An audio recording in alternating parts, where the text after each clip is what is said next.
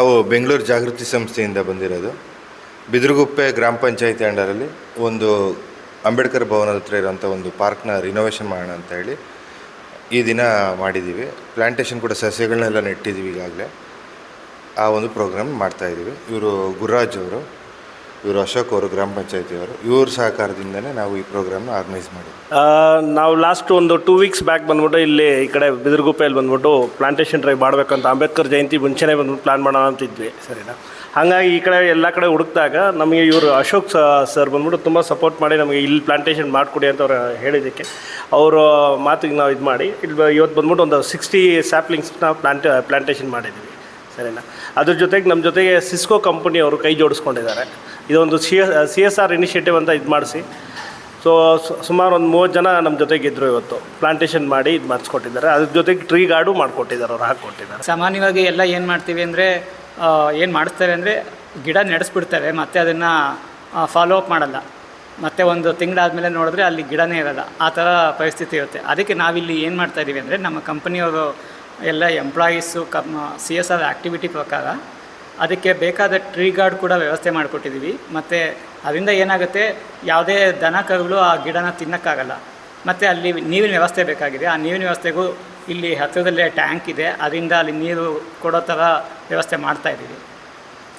ಇದು ನಮ್ಮ CSR Cisco ಸಂಸ್ಥೆ ವತಿಯಿಂದ CSR ಇನಿಷಿಯೇಟಿವ್ ತೊಗೊಂಡಿದ್ದೀವಿ. ಇವತ್ತು ಒಂದು 35 ಜನ ಇದ್ದರು, ಇಲ್ಲಿ ಎಲ್ಲ ಕೆಲಸ ಮಾಡಿದ್ದಾರೆ. ನಿಮಗೆ ನೋಡೋದಕ್ಕೆ ಇಲ್ಲಿ ಬರೀ ಒಂದು ದಿನ 35 ಜನ ಬಂದು ಮಾಡಿ ಹೋಗ್ಬಿಟ್ಟಿದ್ದಾರೆ ಅಂತ ಅನಿಸ್ಬೋದು. ಆದರೆ ಅದು ನಮ್ಮ ಮುಂದೆ ಕಾಪಾಡ್ಕೊಳ್ಳೋದು ಇವ್ರಿಗೆ ಜವಾಬ್ದಾರಿ ಇರುತ್ತೆ. ಇದು ಒಂದು ಒಳ್ಳೆ ಕೆಲಸ ಅಂತ ಹೇಳ್ತಾ ಇದ್ದೀರಾ. ಸತತವಾಗಿ ನಾವು ಬಂದು ಮಕ್ಕಳ ಜೊತೆಗೆ ಸರಿನಾ, ಮಕ್ಕಳ ಆರೋಗ್ಯ ಮತ್ತು ಅವ್ರಿಗೆ ಆರೋಗ್ಯ ತಪಾಸಣೆ ಮತ್ತು ಎಜುಕೇಷನ್ ಇದು ಮಾಡೋವಂಥದ್ದು, ಪ್ಲಸ್ ಎನ್ವೈರ್ಮೆಂಟಲ್ ಪ್ರೋಗ್ರಾಮ್ಸ್ ಮತ್ತು ಕಮ್ಯುನಿಟಿ ಪ್ರೋಗ್ರಾಮ್ ಜಾಸ್ತಿ ಮಾಡ್ತಾಯಿದ್ವಿ. ಹಾಗಾಗಿ ಬಂದ್ಬಿಟ್ಟು ಆನೆಕಲ್ಲು, ಶಿವಗಂಗೆ ಬೆಟ್ಟ ಇಂಥ ಕಡೆ ಎಲ್ಲ ಪ್ಲಾಸ್ಟಿಕ್ ಡ್ರೈವ್ಸು ಇದೆಲ್ಲ ಮಾಡಿ ಸುಮಾರು 3000 kg ಪ್ಲಾಸ್ಟಿಕ್ನ ಬಂದ್ಬಿಟ್ಟು ಇದು ಮಾಡಿ ಪಂಚಾಯತಿ ಅವ್ರಿಗೆ ಇದು ಮಾಡಿಸ್ಕೊಟ್ಟಿದ್ವಿ. ರೀಸೈಕ್ಲಿಂಗ್ ಪ್ರೋಸೆಸ್ ಇದ್ರ ಬಗ್ಗೆ ಅವ್ರಿಗೆ ಅವೇರ್ನೆಸ್ ಕ್ರಿಯೇಟ್ ಮಾಡೋದು, ಪಬ್ಲಿಕ್ ಅವೇರ್ನೆಸ್ ಇದು ಮಾಡೋದು ಅಂಥ ಕಾರ್ಯಕ್ರಮನ ಹೊಂದ್ಕೊಂಡು ನಾವು ಮಾಡ್ತೀವಿ.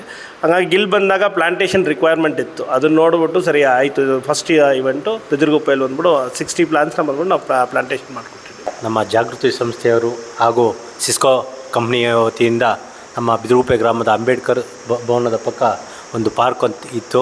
ಆ ಪಾರ್ಕ್ ತುಂಬ ಗಿಡ ಗಂಟೆಗಳು ತುಂಬಿಕೊಂಡು ನೋಡೋದಕ್ಕೆ ಸ್ವಲ್ಪ ಇದಾಗಿತ್ತು.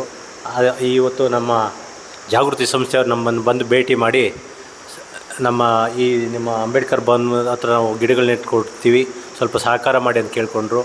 ಅದೇ ರೀತಿ ನಮ್ಮ ಗ್ರಾಮ ಪಂಚಾಯತಿ ವತಿಯಿಂದ ಅವ್ರಿಗೆ ಅನುಮತಿ ಕೊಡಿಸಿ ಅವ್ರಿಗೆ ಬೇಕಾದ ಸಂಪೂರ್ಣ ಸಹಕಾರ ನೀಡಿ ಇವತ್ತು ಸುಮಾರು ಅವರು ITBT ಕಂಪ್ನಿಯವ್ರು ಆ ಕೆಲಸ ಮಾಡೋರು ಸಹ ಬಂದು ಈ ಬಿಸಿಲಲ್ಲಿ ಸಹ ಬಂದು 30ರಿಂದ 40 ಜನ ಬಂದು ಕೆಲಸ ಕಾರ್ಯಗಳೆಲ್ಲ ಬಿಟ್ಟು ಈ ಒಂದು ಕಾರ್ಯದಲ್ಲಿ ಎಲ್ಲ ತೊಡಸ್ಕೊಂಡಿದ್ರು.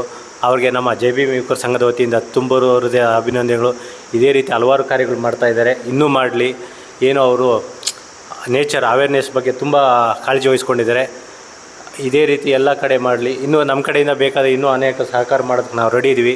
ಮತ್ತೊಮ್ಮೆ ಅವರಿಗೆ ಹೃತ್ಪೂರ್ವಕದ ಅಭಿನಂದನೆಗಳನ್ನು ಸಲ್ಲಿಸ್ತೀವಿ. ಜಾಗೃತಿ ಸಂಸ್ಥೆಯವರಿಗೆ ಅಭಿನಂದನೆಗಳು ಹೇಳಕ್ಕೆ ಇಷ್ಟಪಡ್ತೀನಿ. ಜಾಗೃತಿ ಸಂಸ್ಥೆ ವತಿಯಿಂದ ನಮ್ಮ ಬಿದಿರುಗುಪ್ಪೆ ಭವನ ಹಿಂದೆ ಒಂದು ಕಟ್ ಮಾಡೋದು